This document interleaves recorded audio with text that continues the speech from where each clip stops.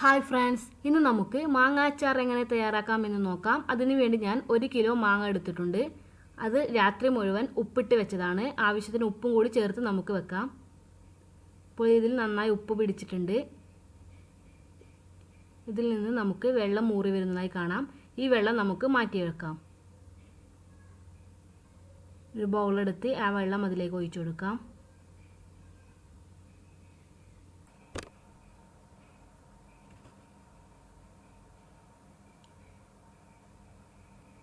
ഇപ്പോൾ വെള്ളമെല്ലാം എടുത്തിട്ടുണ്ട്. ഇനി നമുക്കൊരു ബ്ലെൻഡർ എടുക്കാം.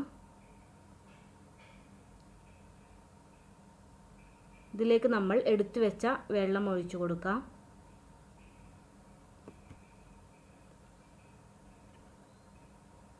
നൂറ് ഗ്രാം കാശ്മീരി ചില്ലി കൂടി എടുത്തിട്ടുണ്ട്.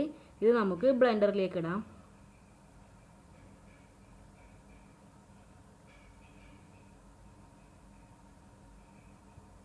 ഇതിലേക്ക് നമുക്ക് ആവശ്യത്തിന് വിനാഗിരി കൂടി ഒഴിച്ചു കൊടുക്കാം.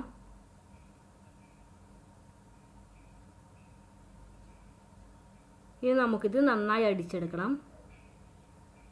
നല്ല സ്മൂത്ത് പേസ്റ്റ് ആകുന്നവരെ നമുക്കിത് അടിച്ചെടുക്കാം.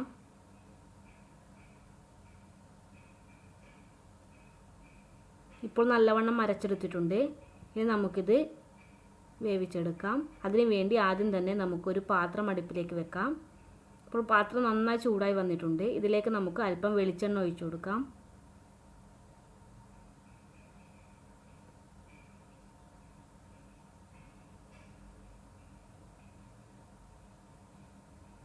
എണ്ണ നന്നായി ചൂടായി വന്നിട്ടുണ്ട്. ഇതിലേക്ക് നമുക്ക് കടുക് ഇട്ട് കൊടുക്കാം. കടുക് നന്നായി പൊട്ടി കഴിഞ്ഞാൽ ഇതിലേക്ക് നമുക്ക് ഉലുവ കൂടി ചേർത്ത് കൊടുക്കാം. ഇപ്പോൾ ഉലുവയും കടുകൊക്കെ നന്നായി പൊട്ടിയിട്ടുണ്ട്. ഇതിലേക്ക് നമുക്ക് കറിവേപ്പില ചേർത്ത് കൊടുക്കാം.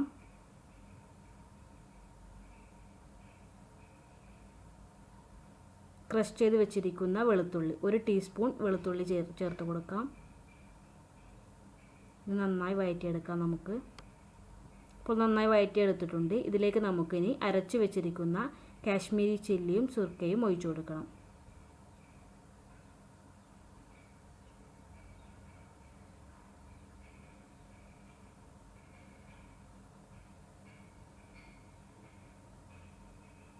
ഇത് നമുക്ക് നന്നായി മിക്സ് ചെയ്തെടുക്കാം.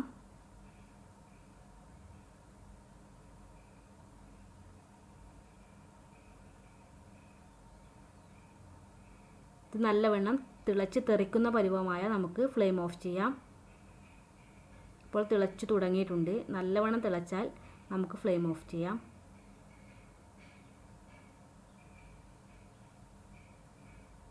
ഇപ്പോൾ നമ്മുടെ അച്ചാറിന് വേണ്ട മിക്സ് നല്ലവണ്ണം തിളച്ച് വന്നിട്ടുണ്ട്.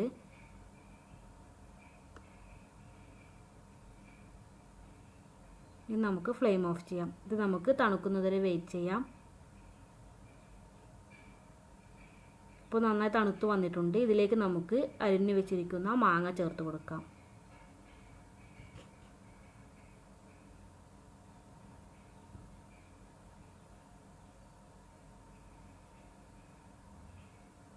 ഇനി നമുക്കിത് നന്നായി മിക്സ് ചെയ്തെടുക്കാം.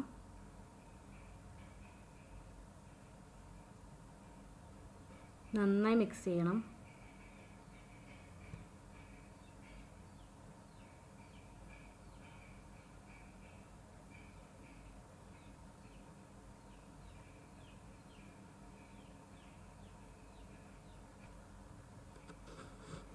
ഇപ്പോൾ നന്നായി മിക്സ് ചെയ്തെടുത്തിട്ടുണ്ട്. ഇപ്പോൾ നമ്മുടെ സ്വാദിഷ്ടമായ മാംഗോ പിക്കിൾ തയ്യാറായി വന്നിട്ടുണ്ട്. ഇത് നമുക്ക് ഒരു കണ്ടെയ്നറിൽ സൂക്ഷിക്കാം. 2-3 മാസം വരെ ഇത് അങ്ങനെ തന്നെ നിലനിൽക്കുന്നതാണ്. ഇതെല്ലാവരും പരീക്ഷിച്ച് നോക്കുക. ഇത് വളരെ എളുപ്പമാണ്. Thank you.